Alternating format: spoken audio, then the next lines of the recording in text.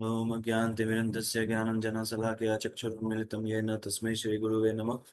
श्रीचैतन्यमनोभीष्टं स्थापितं येन भूतले स्वयं रूप कदा मह्यं ददाति स्वपदान्तिकं वन्देऽहं श्रीगुरु श्रीयुतापदकमलं श्रीगुरु वैष्णवांश श्रीरूपं साग्रजातं सहगणं रघुनाथान्वितं तं सजीवं साद्वैतं सावधूतं परिजनसहितं कृष्णचैतन्यदेवं श्रीराधाकृष्णपादान् सहगणललिता श्रीविशाखान्वितांश्च नमो विष्णुपादाय कृष्णपृष्ठाय भूतले श्रीमते भक्ति वेदांत स्वामी मितनामिने नमस्ते सरस्वती देवे गौरवाणी प्रचारिणे निर्विशेष शून्यवादी पाश्चात्य देश तारिणे नमो महावदन्याय कृष्ण प्रेम प्रदायते कृष्णाय कृष्ण चैतन्य नामिने गौरतुषे नमः। हे कृष्ण करुणा सिंधु दीन बंधु जगतपते गोपेश गोपिका कांता श्री राधा कांता नमस्तुते तप्त कांचन गौरांगी राधे वृंदावनेश्वरी वृषभानुसुते देवी प्रणमामि हरिप्रिये वाञ्छाकल्पतरुभ्यश्च कृपा सिन्धु भयेव च पतितानां पावनेभ्यो वैष्णवेभ्यो नमो नमः। जय श्री कृष्ण चैतन्य प्रभु नित्यानंद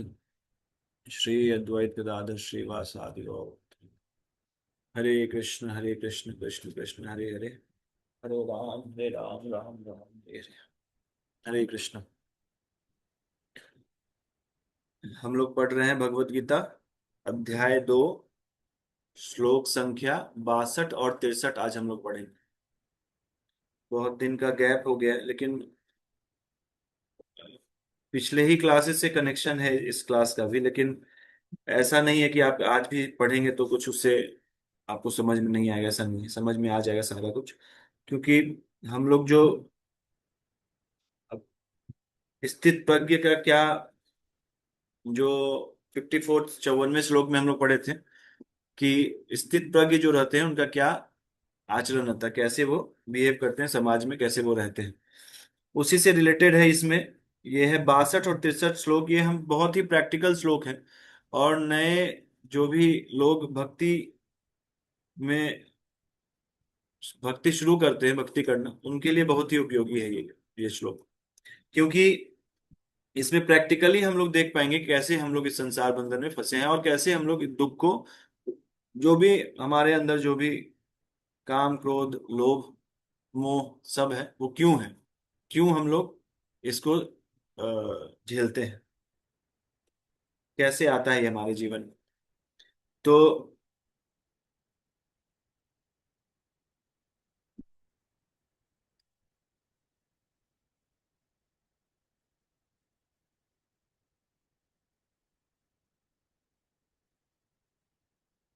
ये है पहला श्लोक, 62वां श्लोक।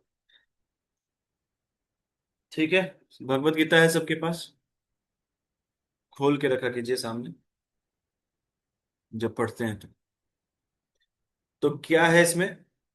ध्यायतो विषयान पुंसः संगस्तेषु उपजायते संगात संजायते कामः कामात् क्रोधो अभिजायते। ध्यायते विषयान पुंसः संगस्तेषु उपजायते संगात संजायते कामः कामात् क्रोधो अभिजायते। देखिए हम लोग कैसे सीखे थे संस्कृत पढ़ना। पढ़ना धीरे और उच्च स्वर में हम लोग अगर इसका पाठ करते हैं, इसको पढ़ते हैं तो हम लोग इसको क्लैरिटी के साथ पढ़ सकते हैं। तो कैसे इसको पढ़ेंगे। ध्यायतो विषयान् पुंसः संगस्तेषुपजायते संगात संजायते कामः कामात् क्रोधो अभिजायते। ध्याय ध्यायतो विषयान् पुंसः संगस्तेषुपजायते संगात संजायते कामा कामात् क्रोधो अभिजायते।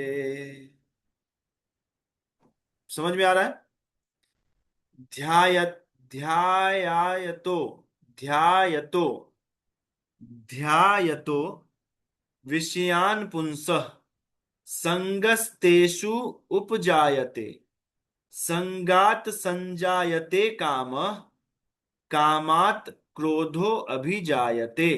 देखिए आप जब प्रभुपाद जी का नीचे शब्दार्थ में देखेंगे तो इसको तोड़ तोड़ के लिखते हैं वो। तो क्या है।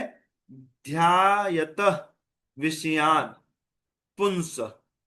अब ये तीनों का जो ये दो वर्ड जो है इसको तोड़ के ये तीन वर्ड लिखा गया है, ध्यायत विषयान पुंस। उसके बाद क्या है, संगस्तेषु उपजायते। इसको कैसे लिखा गया है, संग तेषु उपजायते। ये एक वर्ड को तीन वर्ड में तोड़ के लिखा गया है। उसके बाद क्या है, संगात संजायते काम। संगात संजायते काम, ये दो वर्ड को क्या लिखा गया, संगात संजायते। इसको संगात संजायते, और ये काम, काम। कामात क्रोधो अभिजायते। अब देखिए ये पूरा एक वर्ड है, लेकिन ये इसमें कितना वर्ड है, तीन वर्ड है। कामात क्रोध अभिजायते।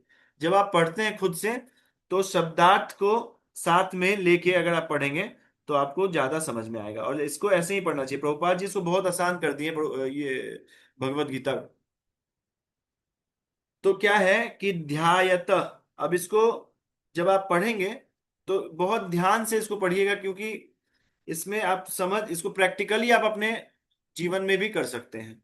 तो कैसे है, तो इसको कैसे है, विषयान, विषयान ध्यायतो पुंस, विषयान ध्यायत पुंस। ये तीन वर्ड है। तो विषयान का क्या है, शब्द आदि विषयों का। प्रभुपाद जी क्या लिखे हैं, इंद्रिय विषयों का। देखिए भगवान के अलावा जितने भी वस्तु हैं वो इंद्रिय विषय हैं। मतलब देखिए दो प्रकार से आपको भोग चाहिए, एक दो प्रकार का विषय होता है, एक आत्मा का विषय, एक इंद्रियों का विषय। इंद्रियों को भी अपना भोग चाहिए और आत्मा को भी अपना भोग चाहिए। तो आत्मा का जो खुराक है वो भगवान, जो भक्ति पूर्ण हम लोग कार्य करते हैं वो आत्मा के लिए होता है। और जितने भी उनके उसके अलावा जितने भी कार्य हैं, मतलब जितने भी इंद्रिय विषयों के कार्य हैं, जितने भी शब्द आदि विषयों, जितने भी इनके शब्द आदि, आपको हम पहले अगर कोई ध्यान से पढ़े होंगे तो आपको याद होगा पांचों इंद्रिय का पांच अलग अलग उनका विषय होता है।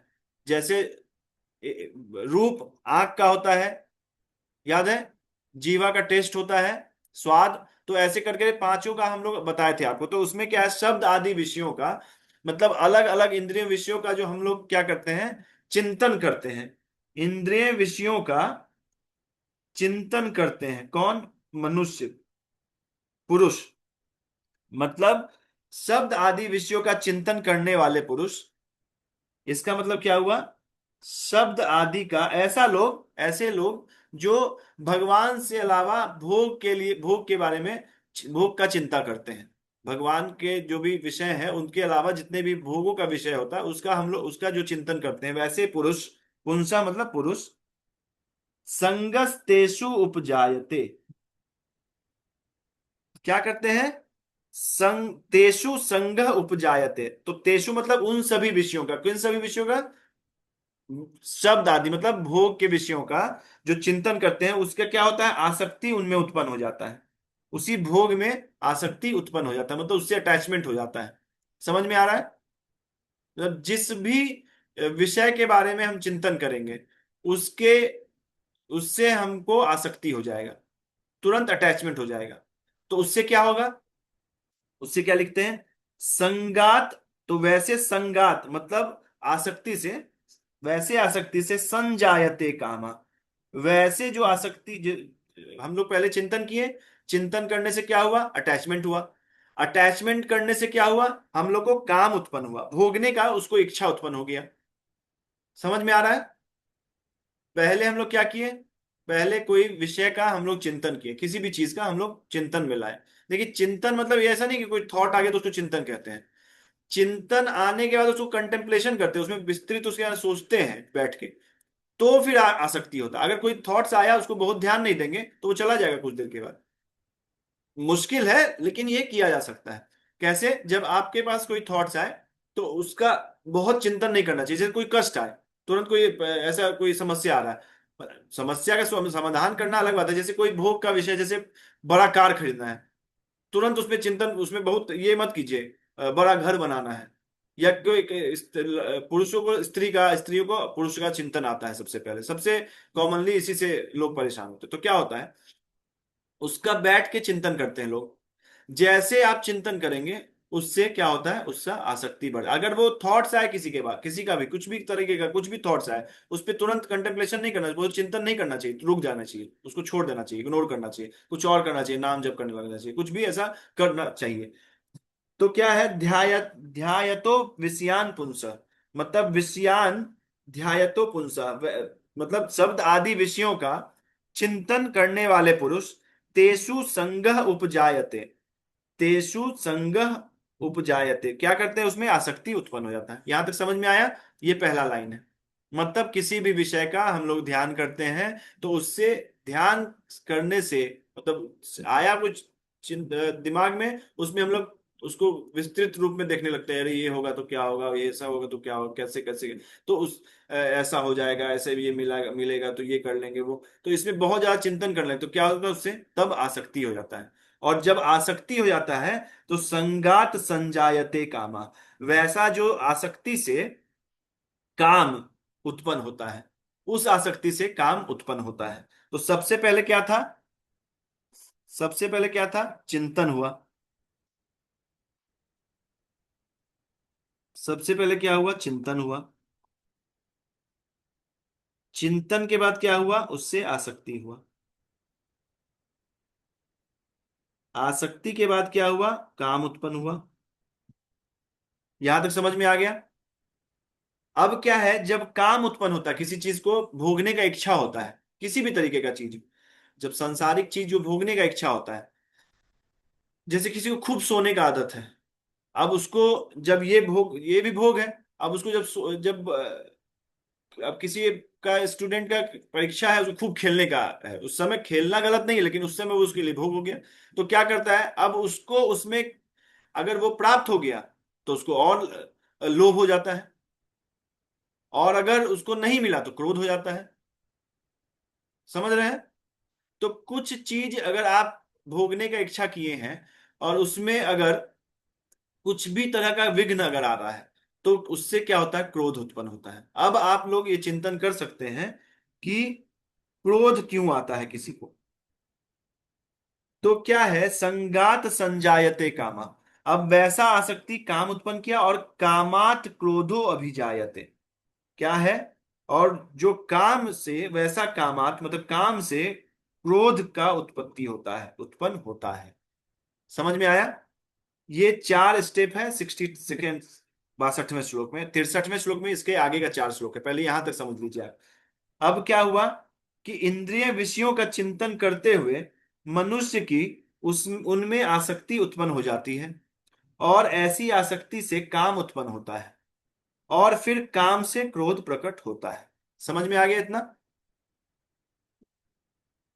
प्रभुपाद जी तात्पर्य लिखे हैं, जो मनुष्य कृष्ण भावना भावित नहीं है, मतलब जो भक्ति में लिप्त नहीं है, भक्ति नहीं कर रहा है, उसमें इंद्रिय विषयों के चिंतन से भौतिक इच्छाएं उत्पन्न होती है। आप देखिएगा, जो आदमी भक्ति में नहीं लिप्त है, उसको देखिएगा किसी चीज से संतुष्ट नहीं होता, उसको हर समय कुछ ना कुछ चाहिए होता है।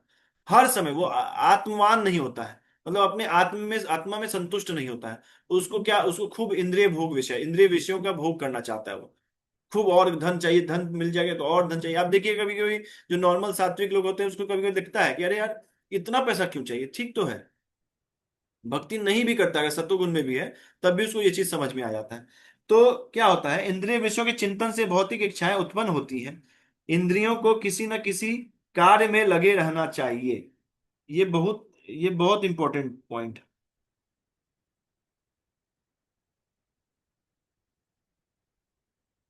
ये जो लाइन है, ये है, बहुत इंपॉर्टेंट है। देखिए, कभी कभी जो कुछ लोग हैं, वो बोलते हैं, अरे भक्त है, इसको पैसा क्यों चाहिए, अरे इसको क्यों कार चाहिए, इसको क्यों घर चाहिए, सबका जवाब आज थोड़ा बहुत मिल जाएगा, जिसको बुद्धि है वो समझ में आ जाएगा उसको।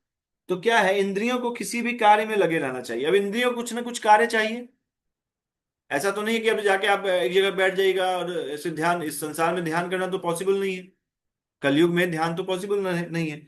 तो फिर क्या है कि इंद्रियों को किसी न किसी कार्य में लगे रहना चाहिए, और यदि वे भगवान की दिव्य प्रेमा भक्ति में नहीं लगे रहेंगे। अगर हम अभी सुबह उठे, हम नाम जप किए, भगवान को तैयार किए, भगवान को भोग लगाएं, अभी क्लास के लिए पढ़े, फिर आपको पढ़ाएं, तो अभी देखिए, अगर ये नहीं करते तो हम क्या करते हैं? एक तो 8 बजे सो के उठते हैं, मान लीजिए जल्दी उठ भी जाते हैं, तो क्या करते हैं? बाहर पार्क में टहलने जाते हैं और वहीं बैठ के कुछ ना कुछ ऐसे फालतू का, या तो गाना सुनते हैं, या कुछ ना कुछ फालतू हम लोग ऐसे कुछ यूट्यूब में देखते हैं। जितना ज्यादा इस विषयों का हम लोग संग करते हैं, उतना और काम इच्छा उत्पन्न होता, और नया नया इच्छा उत्पन्न हो जाता। अभी तो आप जा रहे हैं, अचानक से देख लिए किसी का, मतलब हाँ, यहाँ सब तो भक्त लोग हैं, जो नहीं है उनके लिए, मान लीजिए कोई अपना I-20 है किसी के पास, उसका देख लिए बड़ा गाड़ी, उससे अब पैसा नहीं है, लेकिन क्या है कि अब इच्छा उत्पन्न होगी। अब अभी क्या है कि अगर किसी को, देखिए, वैराग्य जो है ना, वो बहुत अलग चीज होता है। दो तरह का वैराग्य होता है, ठीक है, वो हम आपको बढ़ाएंगे अभी। लेकिन अभी आप इतना समझिए कि अगर इंद्रियों को अगर आप भगवान में नहीं लगाएंगे, आप अपना जो एनर्जीज है जो भी, उसको अगर भगवान के इसमें नहीं लगाएंगे, तो वो कहीं ना कहीं लगेगा। तो प्रभुपाद जी क्या बोलते हैं, इंद्रियों को किसी न किसी कार्य में, अगर हमको घूमने जाना है तो ठीक है भाई, घूमेंगे, लेकिन फिर वृंदावन घूमेंगे, बरसाना घूमेंगे, कहीं और भी बहुत सारे जितने भी तीर्थ स्थल हैं वहां घूमेंगे, वाराणसी घूमेंगे, होता है कहीं कहीं ऐसा जगह घूमेंगे जहाँ भगवान से रिलेटेड। अगर हमको कुछ सुनना भी है तो कीर्तन सुनेंगे, अगर कुछ बोलना भी है तो भगवान के बारे में बोलेंगे। तो क्या है कि इसको अगर नहीं लगाएंगे आप इसमें, तो क्या करेगा, वो भौतिकवादी वाद में लगना चाहेंगे, क्या करेगा, वो फालतू चीजों में लगना स्टार्ट कर देगा। और यहीं से फिर हम लोग का इच्छा जो है, चिंतन बनना बंद है। अब देखिए, चिंतन को अगर अगर हमको सही करना है, तो हम लोग क्या करना चाहिए? हम लोग को करना चाहिए कि हम लोग अपने इच्छाओं को, या अपना जो फीडिंग जो है उसको सही करना पड़ता है। चिंतन कैसे बनता है? जो माइंड में ऑलरेडी चीज है उसी से चिंतन बनता है। तो जो चीज है उसको अगर खत्म करना है, तो उसको नया चीज डालना पड़ेगा। तो उसमें नया चीज डालने के लिए हम लोग तरह तरह से अपने आप को इन्वॉल्व रख सकते हैं, ये प्रैक्टिकली आप कर सकते हैं। तो क्या है, जब आप ऐसा चीज करेंगे तो आपका नया नया चिंतन बनेगा। अभी क्या इच्छा होता है हम लोग को? अभी जैसे चतुर्मास चला, तो कि बहुत लोगों को तो पता ही नहीं चतुर्मास चल रहा है, लेकिन जो भक्त है उसको पता चला चतुर्मास चला। अब जैसे इच्छा है तो उसको क्या करेगा कि हम 64 माला करेंगे, हम 70 माला करेंगे। और नहीं, अगर जिसको नहीं है, जिसको इंद्रिय भोग में विषय में जिसका मन लगा है, वो क्या करेगा, आज हम ये खाएंगे। एकादशी के दिन भी नॉनवेज खाता है, मांस खाता है। तो आप, ऐसे भी बहुत सारे लोग हैं, हम जानते हैं, ऑफिस में भी बहुत सारे लोग हैं जो एकादशी के दिन भी मांस। अभी आप बोलेंगे उनका क्या है, तो भाई हमको कॉन्स्टिट्यूशन का नहीं पता है, तो ऐसा थोड़ी ना हमको पाप नहीं लगेगी। हमको जानना चाहिए ना क्या नियम है इस संसार में रहने का। हमको जानना चाहिए कि क्या नियम है। इंडिया में है आप, और आप बोले कि भाई हमको कॉन्स्टिट्यूशन नहीं पता, हम कर लिए गलती से, तो ऐसा तो नहीं है, वो अपराध नहीं लगेगा, वो पाप, आपको सजा नहीं होगा, सजा तो होगा ही आपको। अब जो बुद्धिमान आदमी है वो क्या करता है, वो सब वो सीखता है कि भाई क्या क्या नियम है, क्या कॉन्स्टिट्यूशन ऑफ इंडिया हमको बोलता है, किस तरीके से हम लोग को जीना चाहिए, राइट चलना चाहिए, लेफ्ट चलना चाहिए, है ना।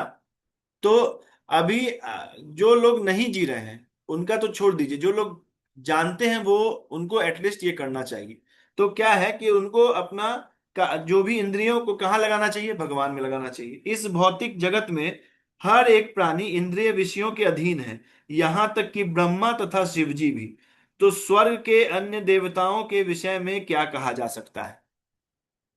हर एक, अभी तो ब्रह्मा और शिव जी तो भगवान है, लेकिन शिव जी तो भगवान है, लेकिन क्या है कि शिव जी का भी एक कहानी है ना, कि जब वो इसमें थे, ध्यान में थे, और उनको चिंतन बना, और वो कार्तिकेय जी, पार्वती जी से कार्तिकेय जी उत्पन्न किए थे। मतलब क्यों? क्यों, जब वो अटेंटिव नहीं थे। हम लोग को हमेशा अटेंटिव रहना चाहिए।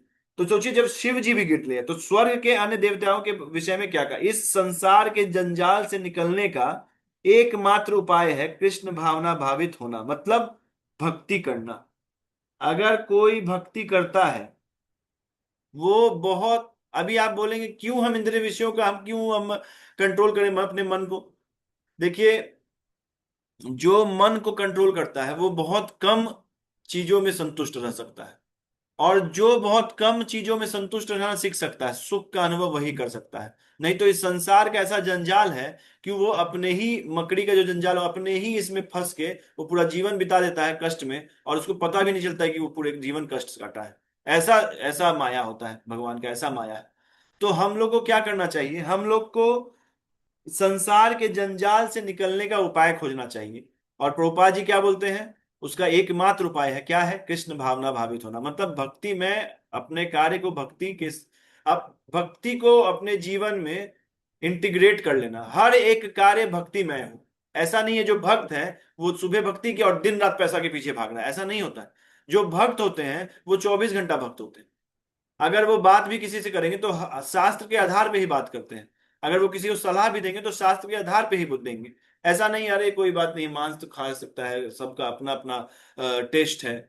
तो जो जीवन जीता है, अरे कोई बात नहीं, पैसा तो कमाया जा सकता है इसके लिए, नहीं नहीं ठीक है, अरे बहुत ज्यादा तो घूस नहीं लेता है, थोड़ा ही सा लेता है, अरे बहुत ज्यादा गलत तरीके से पैसा तो अवैध स्थिति संग नहीं कर, थोड़ा बहुत कर लेता है। तो ये ऐसा नहीं है। जो भक्त होते हैं 24 घंटा भक्त होते हैं। ऐसा नहीं है कि वो रात में कुछ और होते हैं, दिन दोपहर में कुछ और, सुबह भक्ति करते, तिलक उलक लगा के आरती करके और फिर दिन भर निकल जाते हैं कुछ गलत काम करने के लिए। ऐसा नहीं होता। तो क्या बोले हैं कि उसका एकमात्र उपाय है कृष्ण भावना भावित होना, अपने चेतना को भगवान को समर्पित कर देना।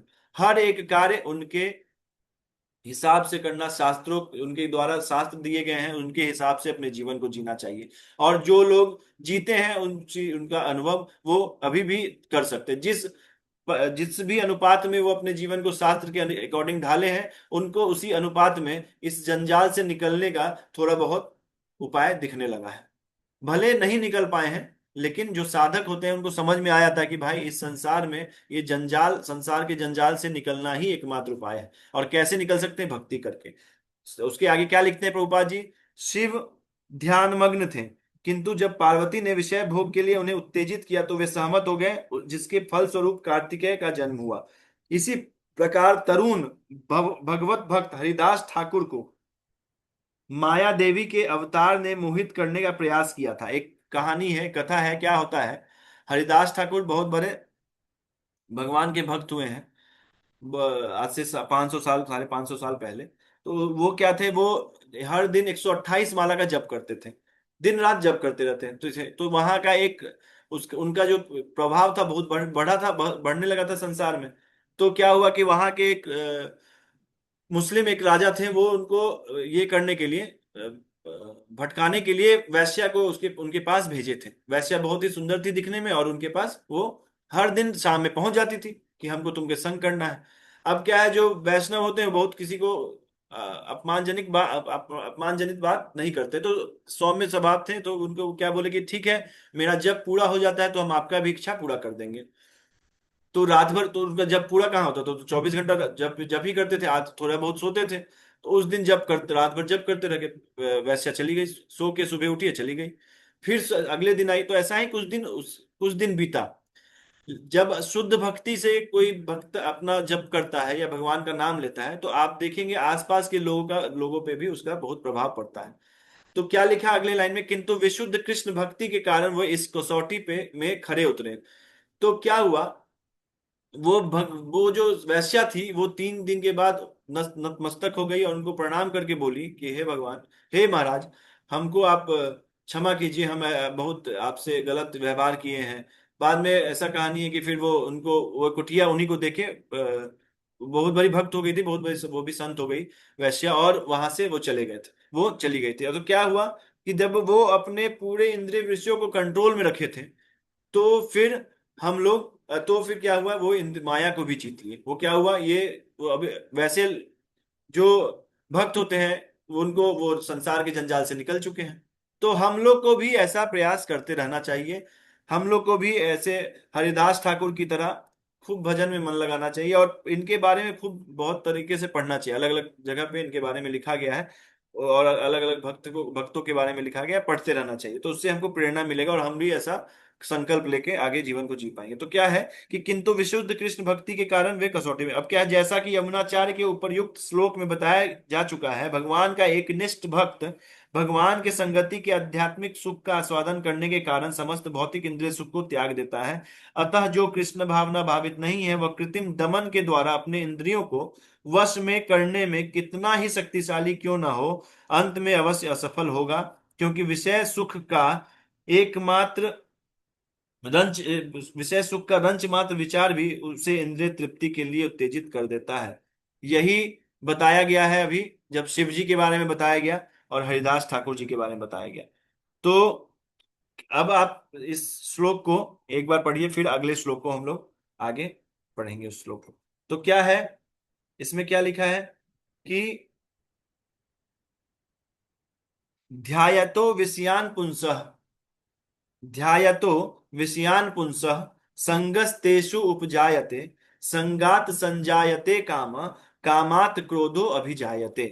मतलब ध्यान करने से, चिंतन करने से, चिंतन करने से क्या हुआ, संगस्तेषु उपजायते, संग मतलब आसक्ति बढ़ा, चिंतन से क्या हुआ, आसक्ति बढ़ा, आसक्ति से क्या हुआ, काम मतलब उस विषय को भोगने का इच्छा जागृत हो गया, और काम से क्या हुआ, क्रोध उत्पन्न हुआ। तो क्रोध क्यों आता है, जब कुछ हम इस संसार में भोगने के प्रयास में लगे हैं, जबकि भोक्ता भगवान है। हम लोग को क्या करना चाहिए, जितना भी हमको विषय वस्तु मिला है इस संसार का, उसको भगवान की सेवा में लगा देना चाहिए। इस श्लोक का मतलब ये, इससे ऐसा नहीं आप सोचिए कि हमको विषय नहीं चाहिए, हमको नहीं चाहिए घर कार नहीं चाहिए, हर एक चीज आप भगवान की सेवा में लगा के जीवन को व्यतीत करते हुए आप भक्ति कर सकते हैं। समझ रहे हैं आप बात को? ऐसा नहीं है कि कोई नहीं नहीं हमको पैसा नहीं चाहिए, पैसा मिले तो खूब सेवा कीजिए सब लोगों को। घर मिले तो उसमें एक पूरा बड़ा सा रूम भगवान के लिए बनाइए, हर जगह भगवान का फोटो लगे, मंदिर में घर लगे ही नहीं, ऐसा लगे कि भगवान का घर है और हम उसमें रह रहे हैं। लेकिन आजकल का क्या स्थिति है, लगता है क्या है, हमारा घर है, भगवान को कहीं कोने में रखे हुए। तो कार है तो भक्तों की सेवा में लगाइए। ऐसा नहीं इंद्रिय विषय भोग, कभी वहां इंडिया गेट घूम रहे हैं, कभी मनाली घूम रहे हैं, कभी गोवा घूम रहे हैं, नहीं, उसको है, मिला है, स्वाभाविक, बहुत प्रयास नहीं करना चाहिए, लेकिन मिल रहा है अगर, तो हम लोगों को क्या करना चाहिए, उसको भगवान की सेवा में लगाना चाहिए। तो ये 4 पॉइंट, चिंतन से आसक्ति, आसक्ति से काम, और काम से क्रोध, ये 4 जो टॉपिक है, ये आपको अब इस श्लोक के बाद समझ में आ जाना चाहिए कि कहाँ हम लोग को अपने आप को रोक देना है। चिंतन के, जैसे चिंतन आया उसी समय कंटेम्पलेट नहीं करना, उसमें बहुत घुस के उसके बाद नहीं सोचना है, तुरंत उसको काट देना वहीं। अब धीरे धीरे समझ में आएगा इसका उपयोग, हम लोग को भी बहुत दिन के बाद समझ में आया था, लेकिन आप इसको अभी समझ लीजिए कि ऐसा है। अब अगला श्लोक क्या है, क्रोधात भवति सम्मोह, सम्मोहात स्मृति विभ्रम, स्मृति भ्रंशात बुद्धिनाश, बुद्धिनाशात प्रणश्यति। क्रोधात् भवति सम्मोह, सम्मोहात् स्मृति विभ्रम, स्मृति भ्रंशात, स्मृति विभ्रम, नहीं, स्मृति भ्रंशात बुद्धिनाशो, बुद्धिनाशात प्रणश्यति। क्या है कि क्रोधात भवति सम्मोह, अब क्या है आगे, कि क्रोध से क्या उत्पन्न होता है, सम्मोह उत्पन्न होता है। सम्मोह मतलब अभी हम लोग पढ़ेंगे। अब क्या हुआ, पिछले श्लोक तक हम लोग देख लिए क्रोध तक कहां से आया था, याद है?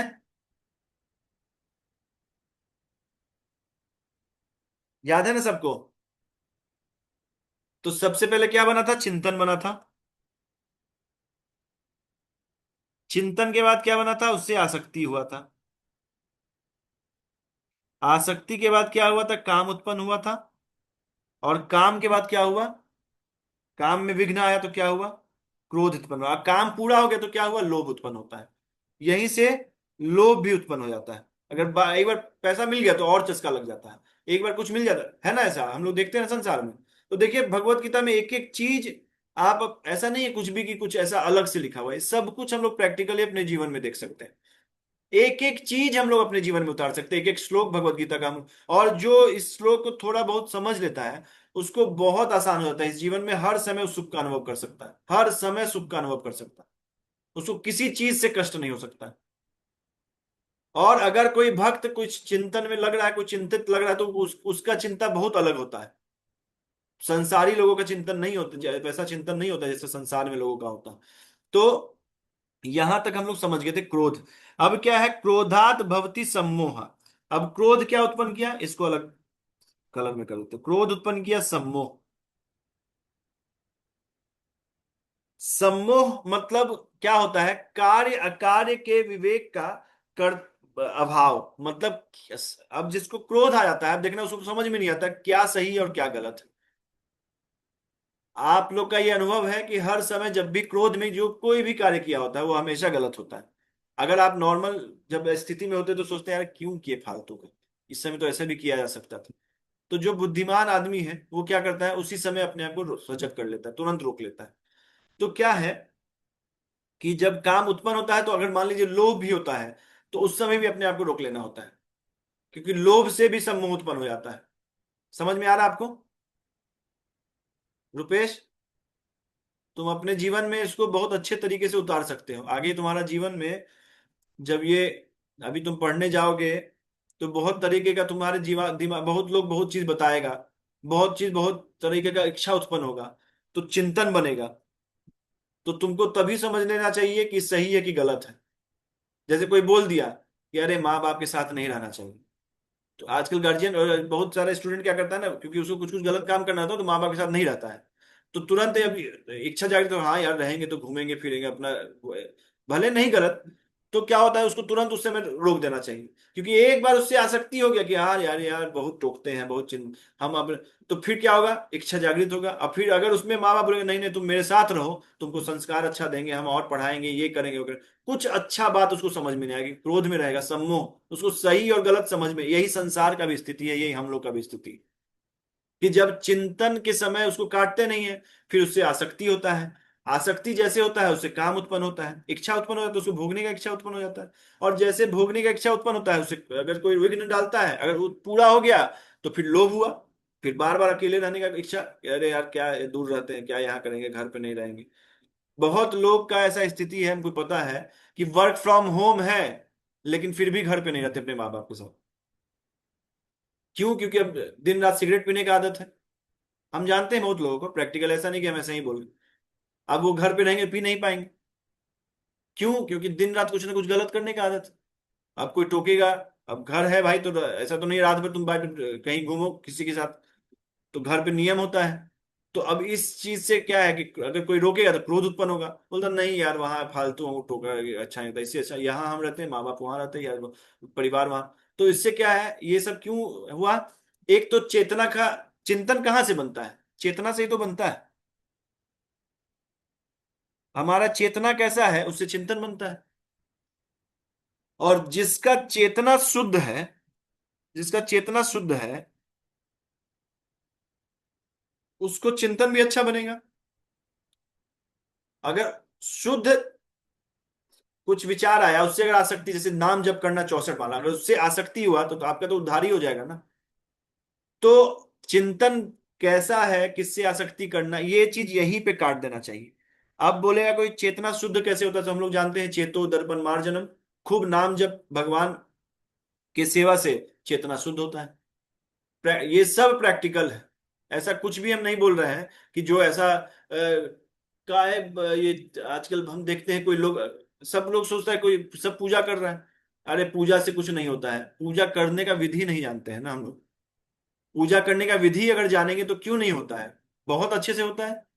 अब हम आपको बताएं, यह शास्त्र विधि मुत्सृज्य वर्तते काम कारता, ये हम बताए हैं आपको बहुत बार, 2-3 बार हम क्लास में बताए हैं, कि जो शास्त्र के विधि विधानों को त्याग कर अपने मन मारा आचरण करता है, न सा सिद्धिम अवापनोति, न ही उसको सिद्धि मिलती, न सुखम न पराम गति, न ही उसको सुख मिलता है न ही परम गति मिलता है। तो अगर ठीक ठीक विधि विधानों से अगर हम भगवान का, अगर हम लोग ये करेंगे, चिंतन करेंगे, अगर वैसा चेतना बनेगा, तो क्या होगा, हम लोग का वैसे उसी चिंतन चेतना से आसक्ति होगा, आसक्ति होगा तो खूब काम, उससे वो पाने का इच्छा तो अच्छा है ना। भगवान बोले ना, मेरे से आसक्त हो, मई आसक्त मना पार्था योगम युंजम मद आश्रय। भगवान बोले हैं कि सारा आसक्ति काट के मेरे से आसक्त हो जाओ। भगवान खूब धन चाहिए, भगवान के लिए चाहिए, कोई दिक्कत नहीं।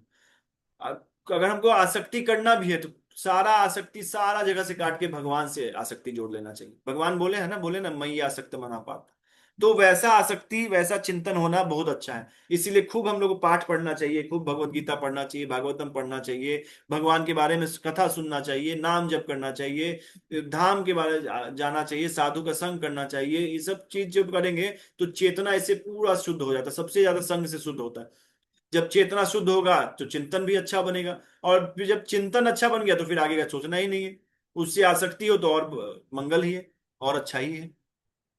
तो क्रोध से क्या हुआ, सही गलत क्या है उसको हम लोग भूल गए, समझ ही नहीं आ रहा है कि अब क्या करना है, कि क्या है, क्रोधात भवति सम्मोह, असम्मोहात स्मृति विभ्रम। अब सम्मोह क्या किया, स्मृति विभ्रम कर दिया। क्या है मतलब, स्मृति का नाश कर दिया।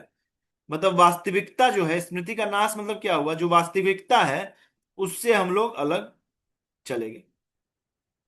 वास्तविकता, वास्तविकता से को भूल गए, वास्तविकता को भूल गए।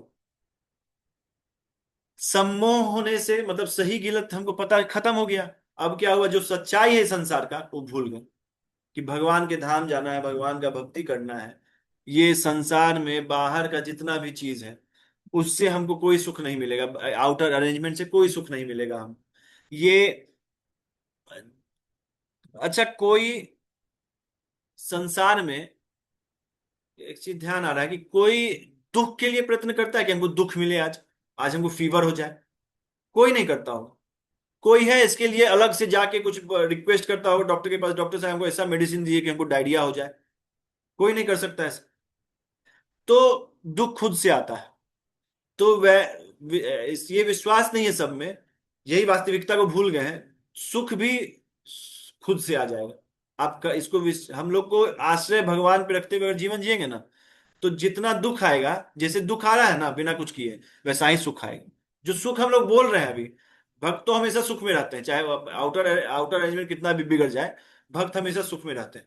लेकिन जैसे हम लोग जिसको सुख दुख बोलते हैं, उसके लिए हम बता रहे हैं कि जैसे आप किसी को बोलते हैं दुख हुआ हमको, तो भाई इसके लिए हम सुख करेंगे, कैसे सुख प्राप्त हुआ, तो यार इसको एक ठीक कर दे, उसको ठीक कर दे, इससे सुख प्राप्त हो जाएगा। लेकिन ये ऐसा नहीं है। भगवान भागवतम में बोले हैं, बहुत जगह बोले हैं। आज ही हम एक सुन रहे थे साधु का, वो भी बता रहे थे, प्रहलाद महाराज की शिक्षाएं में है वो। हर आदमी को प्रहलाद महाराज की शिक्षाएं का एक बुक है, प्रभुपाद जी लिखे हैं, जो जरूर पढ़ना चाहिए। तो बताते हैं, तो क्या है, वास्तविकता को हम भूल गए। वास्तविकता क्या था, कि भगवान के धाम जाना, भगवान का सेवा करना है। हम भगवान के सेवक हैं, भगवान भोक्ता भगवान है, और हम भगवान के लिए भगवान का सेवा करते हैं।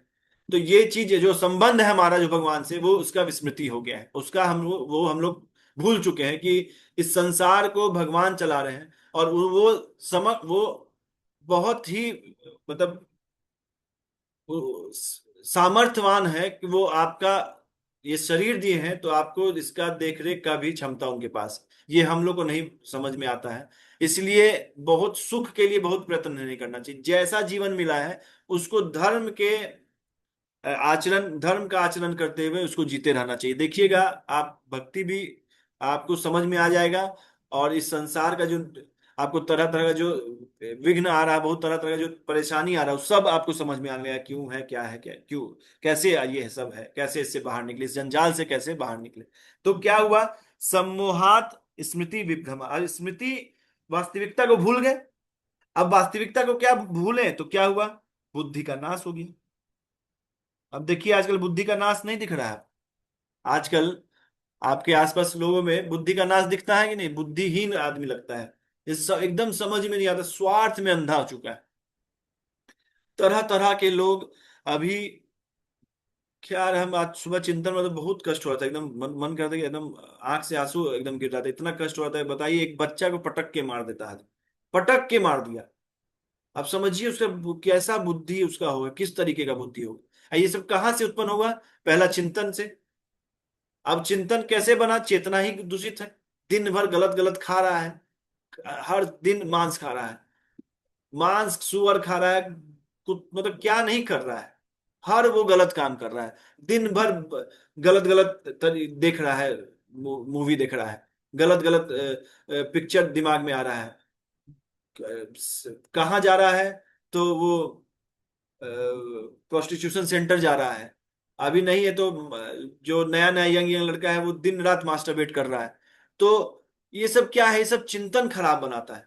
वहीं पे रोक देना चाहिए। अब किसी को कुछ पता है नहीं, अब उसका ऐसा चेतना है कि उसका बुद्धि, अब देखिए कैसे बुद्धि कैसे उससे नाश हो जाता है। अभी कोई बोले नाम जप से क्या होता है, देखिए नाम जप से बुद्धि नहीं ठीक हो जाएगा, बताइए। अब ये सारा चीज अगर नाम जप रहे हैं तो चेतना, आसक्ति, वासना, क्रोध, सम्मोह, वास्तविकता, बुद्धि सब कंट्रोल नहीं हो जाएगा। ये कहाँ से उत्पन्न हुआ है? चेतना ही से तो उत्पन्न हुआ है। चेतना से उत्पन्न हुआ कि नहीं? तो चेतना इसलिए तो जब चैतन्य महाप्रभु अपना श्लोक लिखे शिक्षा अष्टकम, तो सबसे पहला श्लोक, सबसे पहला वर्ड ही है चेतो दर्पण मार्जनम। ये चेतना का मार्जन करना है हम लोग को। क्यों चेतना का मार्जन करना है ये समझ में आया। तो बुद्धि का नाश हो चुका है। बुद्धि नाश होने पे हम लोग क्या कर रहे हैं? बुद्धि नाश होने से हम लोग का क्या हुआ? पतन हो जा रहा है। मतलब स्मृति भ्रंशात बुद्धि नाशो। स्मृति विभ्रम से वास्तविकता को भूल गए, उससे क्या हुआ? बुद्धि का नाश हुआ। अब बुद्धि नाशात प्रणश्यति। बुद्धि नाश से हम लोग का विनाश, हम लोग विनाश को प्राप्त हो गए। जो हम लोग विनाश की तरफ जा रहे हैं, ये क्यों हो रहा है? क्योंकि बुद्धि नाश हो गया। बुद्धि नाश क्यों हुआ है? क्योंकि हम सच्चाई को, जो संसार का जो वास्तविकता है उसको भूल चुके हैं। वास्तविकता क्यों भूले हैं? क्योंकि सही और गलत का हमको अनुभव है, पता ही नहीं है। सही और गलत क्यों है? क्योंकि हम लोग काम और क्रोध, लोभ और क्रोध से अपने जीवन जी रहे हैं। उसको देखे, वो पाना है, वो नहीं मिला तो दुख हुआ, क्रोध आया। घर आए, पनीर खाने का इच्छा है, पनीर नहीं बना तो क्रोध हुआ। अगर किसी को इच्छा यही रहे कि जो बने वही खा लें, कोई दिक्कत नहीं भाई, पेट भरना चाहिए, तो उसको क्रोध आएगा ही नहीं। अब ये कंट्रोल क्रोध को हम, आप मैकेनिकली कर लेंगे क्या? इंद्रियों को रोक के, नहीं नहीं हम चुप, लंबा सांस लेते हैं, ये लेते हैं, इससे कुछ होता है क्या? कोई कर पाया क्या? बताइएगा। इतना लोग, बहुत लोग होंगे यहाँ पे जो क्रोध को अपने कंट्रोल करना चाहते होंगे। कुछ नहीं काम करता उस समय। क्यों? क्योंकि बुद्धि ना, उसे विभ्रम हो जाता है, क्रोध से सम्मोह हो जाता है। क्योंकि सही गलत का पता ही नहीं रहता है। आक्रांत हो जाता है मन, एकदम उद्विग्न हो जाता है मन जब क्रोध होता है तो। आप लोग को एकदम अपना अनुभव होगा। तो क्रोध को रोकने क्या है? अपने इच्छा को प्यूरिफाई करना है। इच्छा प्यूरिफाई कैसे होगा? जब हम लोग, हमारा आसक्ति जो है वो भगवान के प्रति होगा। ये भोग वासना को छोड़ के आसक्ति भगवान के प्रति होगा, तो इच्छा अपने आप।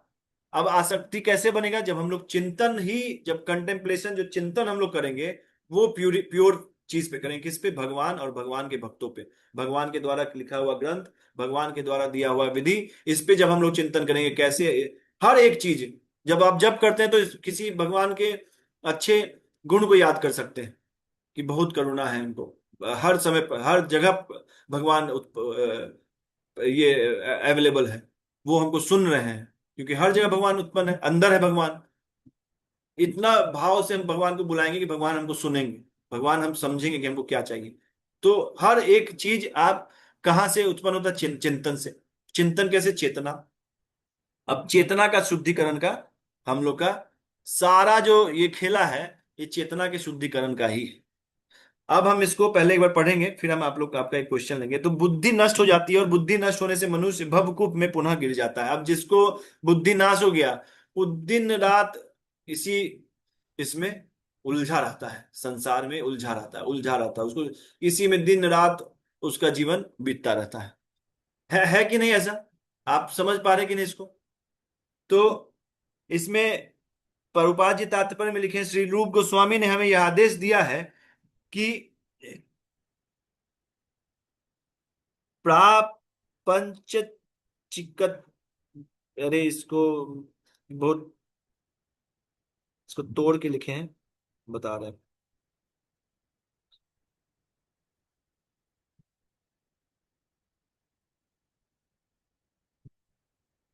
प्रापंचिक तया बुद्धया हरि संबंधी वस्तुन मुमुक्षु भी परित्यागो वैराग्यम फल्गु कथ्यते। अब कोई ऐसा रहे तो बोले भाई हमको तो फिर संसार का कुछ चाहिए नहीं, तो सब कुछ छोड़ देते हैं फिर, दिन रात भगवान में लगते। तो क्या बोल रहे हैं, कृष्ण भावना मृत के विकास से मनुष्य जान सकता है कि प्रत्येक वस्तु का उपयोग भगवान की सेवा के लिए किया जा सकता है।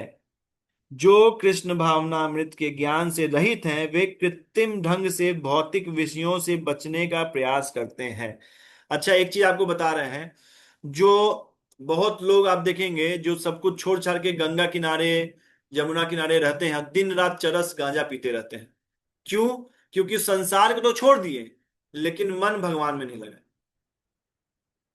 संसार छूट गया कृत्रिम ढंग से, उसको फल्गु कहते हैं, फल्गु वैराग्य कहते हैं। मतलब वैराग्य क्या है, सिर्फ दिखा रहे। अब अभी हम लोग क्या जानते हैं, वैरागी है ना कि फटा हुआ शर्ट पहन रहा है तो वैरागी है, कार पे नहीं घूम रहा तो वैरागी है, अच्छे से बाल उल दाढ़ी उड़ी बढ़ाया हुआ है पूरा भयानक तरीके से तो वैरागी है। यही तो कॉन्सेप्ट है। लेकिन देखिए कॉन्सेप्ट ऐसा नहीं होता। कॉन्सेप्ट क्या है कि हर एक चीज, अगर हम अच्छे से रहते हैं तो क्यों? क्योंकि भगवान लोग को समझ में आए कि भक्त अच्छे से भी रहते हैं, ऐसे भी रह सकते हैं भक्त। इसलिए जरूरी नहीं है कि हमको सब कुछ छोड़ छाड़ के कहीं पहाड़ पे बैठना है। तो क्या बोले हैं प्रभुपाद जी, जो कृष्ण भावना अमृत के ज्ञान से रहित हैं वे कृत्रिम ढंग से भौतिक विषयों से बचने का प्रयास करते हैं, फलतः वे भव बंधन से मोक्ष की कामना करते हुए भी वैराग्य की चरम अवस्था को प्राप्त नहीं कर पाते। उनका तथाकथित वैराग्य फल्गु अर्थात गौण कहलाता है। उन बच्चा अगर देख लेता है ना, जो वैरागी वैसे वैरागी रहते फल्गु वैरागी, तो एकदम बच्चा को एकदम खींच के उसको फेंकता है। इसको बच्चा लोग रजोगुणी होता है, बच्चा और स्त्री रजोगुणी से होते हैं उसमें। तो क्या करता है, नहीं नहीं हमको ये सब नहीं चाहिए। लेकिन क्या आप भक्त को देखिए, वो भक्त बच्चा को गोद में बैठाता है, तो खूब खिलाता भी है। क्यों? क्योंकि भगवान का उसमें रूप देखता है, सबसे प्योरेस्ट फॉर्म है भगवान का। अब बच्चा आप देखिए कि बहुत बड़े बड़े साधु इस्कॉन में तो हम खूब देखते हैं, खूब गोद में बैठाएंगे उसको, खूब खिलाते हैं, कुछ अगर खाने वाला तो कुछ मिठाई देते हैं। इस बच्चा स्त्री के प्रति अलग से उनका दया करुणा रहता है। ये हम अपने गुरु महाराज को तो बहुत अच्छे से देखे हैं। उनके पास कोई भी जाएगा, अगर कोई स्त्री है और कोई बच्चा है, उसका एक्स्ट्रा केयर करते हैं। ब्रह्मचारी को डांटते हैं, हम लोग को भी खूब डांटते हैं, लेकिन कोई बच्चा है और स्त्री है उसको खूब अच्छे से रखते हैं। क्योंकि जानते हैं कि एक तो उनके गुरुदेव का भी ये था कि तुमको बच्चा को, क्योंकि हर जगह उनको काइंड ऑफ ये किया जाता, प्रताड़ित किया जाता है किसी भी बहुत तरीके से। तो वो बहुत कुछ आती है, बहुत आशा से आती है साधु के पास। तो फिर उनको वहां प्रेम वहां भी नहीं मिलता ना, एकदम नहीं हताशा। तो भगवान गुरुदेव तो बहुत अलग से उनको प्रेम करते हैं, बच्चा और स्त्रियों को। तो क्या लिखे, इसके विपरीत कृष्ण भावना भावित व्यक्ति जानता है कि प्रत्येक वस्तु भगवान उपयोग भगवान की सेवा में किस प्रकार किया जाता है, फलतः वह भौतिक चेतना का शिकार नहीं होता। उदाहरणार्थ, निर्विशेषवादी के अनुसार भगवान निराकार होने के कारण भोजन नहीं करते। इसमें आगे आप पढ़ लीजिएगा। तो क्या आप समझ में आया आपको कि हम लोग मेनली क्या है, ये चेन समझने का, ये दोनों श्लोक है और ये बहुत इंपॉर्टेंट है। यूजफुल लग रहा है क्लास आपको आज? क्योंकि ये मेरे जीवन में तो बहुत ही यूजफुल था। देखिए एक जगह लिखे पढ़े हम, लिखे the mind must be fixed on something. देखिए आप देखिए माइंड कभी ऐसा नहीं, अभी कोई कोई बोलता है कि आंख बंद कीजिए और कोई थॉट्स नहीं आना चाहिए, ऐसा कभी नहीं हो सकता है। अगर थॉट्स नहीं आए तो पागल हो जाएगा आदमी। जैसे हाथ का काम है कुछ उठाना, मुंह का काम है बोलना, आंख का काम है देखना, ऐसा ही माइंड का काम है चिंतन करना। बिना उसको तो थॉट्स नहीं आए, ऐसा हो ही नहीं सकता है। थॉट्स आएगा ही नहीं तो माइंड ही काम करना बंद हो जाएगा, उसका काम ही है यही। अब आप क्यों चाह रहे हैं कि माइंड काम करना बंद हो जाए? माइंड काम करेगा, लेकिन थॉट्स कैसा है उसका फिल्टर आप यूजफुल आप कर सकते हैं। उसका थॉट मतलब फिल्टर क्या कैसा रहेगा वो आप निर्णय कर सकते हैं, आप डिसाइड कर सकते हैं इस चीज को। तो क्या है कि अनकंट्रोल्ड जिसका मन है उसका क्या स्थिति होता है, वो इस दोनों श्लोक में बताया गया है। कि जिनका अनकंट्रोल्ड माइंड है उसका क्या स्थिति होता है, वो इस दोनों श्लोक में बताया गया। तो the mind must be fixed on something. Mind जो क्या है, वो किसी ना किसी चीज में फिक्स्ड रहना चाहिए। इसमें एक साधु है, वो भी बहुत अच्छा बात लिखते हैं।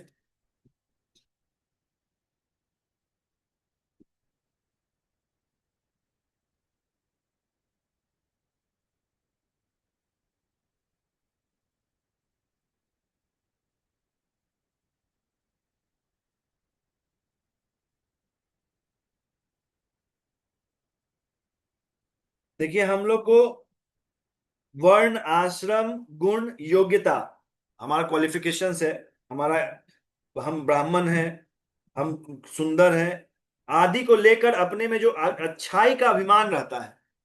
एक हम लोग में, आप ये बहुत कॉमन है, वर्ण आश्रम गुण योग्यता आदि को लेकर अपने में जो अच्छाई का अभिमान रहता है, उस अभिमान में भी अपने आदर सम्मान आदि की कामना रहती है। अब अच्छाई है तो वहीं तक नहीं रुक गया, उसको अब मन करता सब बड़ाई करें, उसको कुछ कुछ बताए। अरे भाई तुम, बहुत लोग हमको बोला कि भाई हम ये जो करते हैं ना अपने लिए करते हैं, हम तैयार जो होते हैं तो हम अपने लिए तैयार होते हैं। ये सरासर झूठ है।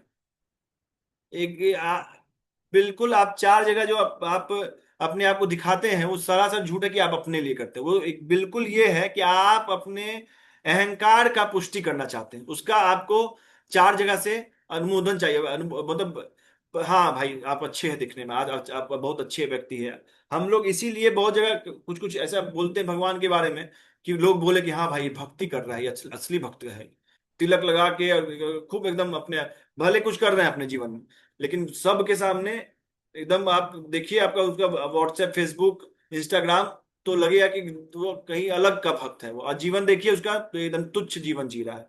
तो ये सब क्या है कि वर्ण आश्रम गुण योग्यता आदि को लेकर अपने में जो अच्छाई का अभिमान रहता है, वह अभिमान में भी अपने आदर सम्मान आदि की कामना रहती है। अच्छा, उस कामना में किसी व्यक्ति के द्वारा बाधा पड़ने पर भी क्रोध पैदा हो जाता है।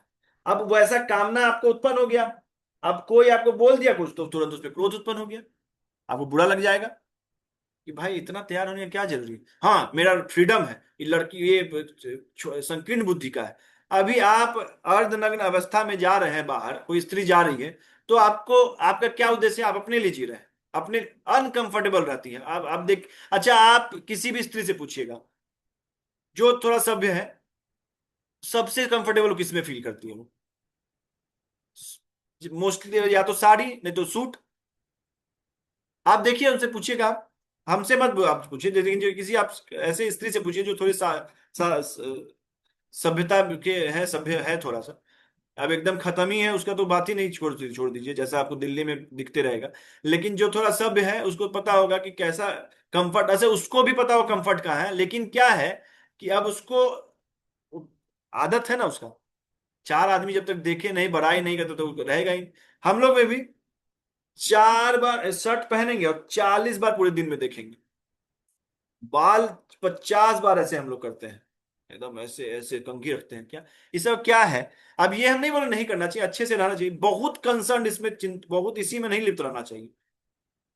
अंदर क्या क्या स्थिति है, अंदर का क्या स्थिति है वो अगर आप ध्यान देंगे, बाहरी स्थिति सारा कुछ अपने आप अरेंजमेंट अपने आप होगा।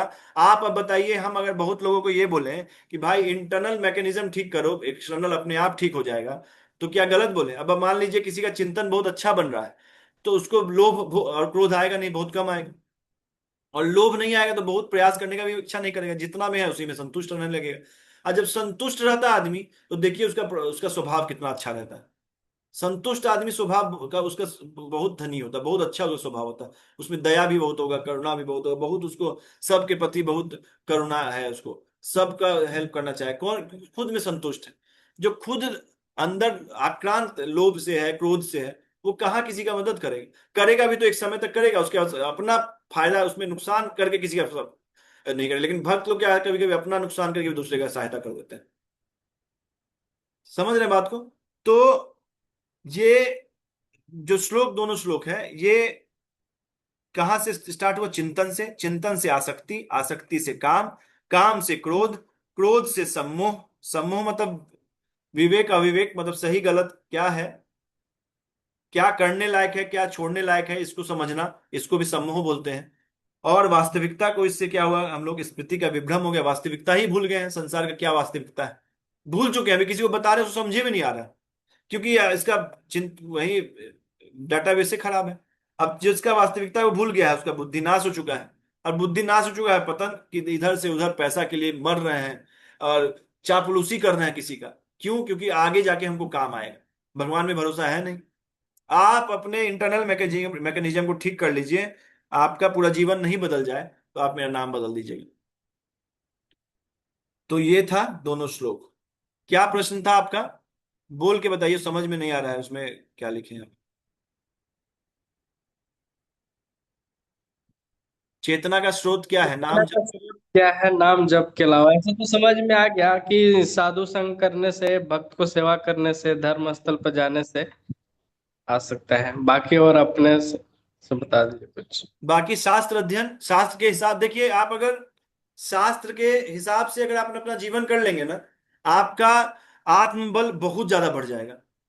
जो जी रहा है उसको समझ में आएगा, आत्मबल ऐसा बढ़ेगा, लगेगा किसी को कुछ बोल दे तो उसको पूरा हो जाएगा, ऐसा होने लगता है। हमको नहीं होता है, ये मत सोचिए कि हम बोल रहे हैं तो ऐसा हमको, मतलब हम बता रहे हैं ऐसे साधु लोग को मतलब बता रहे हैं ये दोनों श्लोक किसी रियलाइज पर्सन से सुनेंगे तो और ज्यादा फायदा करेगा, लेकिन हम बता रहे हैं आपको कि अभी भी आप ये अनुभव कर सकते हैं, अगर आप अपने जीवन को शास्त्र के हिसाब से जीवन जीने लगे ना, तो आपका आत्मबल बहुत ज्यादा बढ़ जाएगा। आप संकल्प लेने लगेंगे, निश्चय फिक्स्ड माइंड से आप जीवन जीने लगेंगे, आपको कोई हिला नहीं पाएगा। जो हम लोग थोड़ा बहुत हिल रहे हैं उसका रीजन यही है कि शास्त्र से पूरा जीवन नहीं जी रहे हैं। हम तो हर दिन सुबह प्रयास करते हैं, रात तक खत्म हो जाता है, लेकिन हम आपको सच बता रहे हैं कि अगर अभी कुछ कुछ नियम लिए थे हम चतुर्मास में, वो किसी कारण से टूटा, उसके बाद ऐसा जीवन लगा कि हम ये जीवन खत्म भी हो जाए तो चलेगा। लेकिन सोचिए, एक ऐसा कुछ नहीं ग्रॉस फॉर्म में कुछ करता, लेकिन आदमी ऐसा अंदर से अनुभव, आत्मबल टूटता है, वो कष्ट का कारण होता है भक्तों का। वो कष्ट का कारण नहीं होता कि हमको नीचे सोना पड़े। अरे हर हर भक्त का ऐसा जीवन हम देखे हैं कि हर जगह उसका सारा कंफर्ट रहता है, लेकिन फिर भी वो उसको नहीं भोगता है। वो किसके लिए? तो अतिथि आता है उसके लिए, गरीब घर परिवार के लिए, और ऐसा ही जीवन जीना चाहिए कि भोग वस्तु है मान लीजिए, लेकिन उसको भोगने के इससे नहीं जिए, तो भी चेतना का आपको, आपका चेतना शुद्ध होता जाएगा। तो क्या है, एक सब एक इसमें बहुत इंपॉर्टेंट चीज है कि शास्त्र के नियम को जानते हुए उससे जीवन अगर आप जिएंगे तो आपका संकल्प बहुत अच्छा बनेगा, दृढ़ता से आप जीवन जिएंगे, और आप आपका आत्मबल जब बढ़ेगा ना, तो आप जीवन को बहुत कॉन्फिडेंस के साथ जी पाएंगे, बहुत कॉन्फिडेंस के साथ। आपको लगेगा कि जिस चीज में आप हाथ डालेंगे वो चीज आपको पूरा हो जाएगा, ऐसा लगेगा। और ऐसा, और आप देखिए अगर कॉन्फिडेंस किसी का बहुत स्ट्रांग रहता है, आप देखिए बहुत चीज ऐसा हासिल कर लेता है जो नॉर्मल लोगों को नॉर्मल नहीं लगता है। तो एक इसमें पॉइंट और भी है कि चेतना का आप जो शुद्धिकरण है वो आप इससे भी कर सकते हैं। अ, क्या बोलते हैं, शास्त्र अध्ययन से और उसके हिसाब से जीवन जी के। ठीक है, रिकॉर्डिंग रोकते हैं। श्रील प्रभुपाद की जय।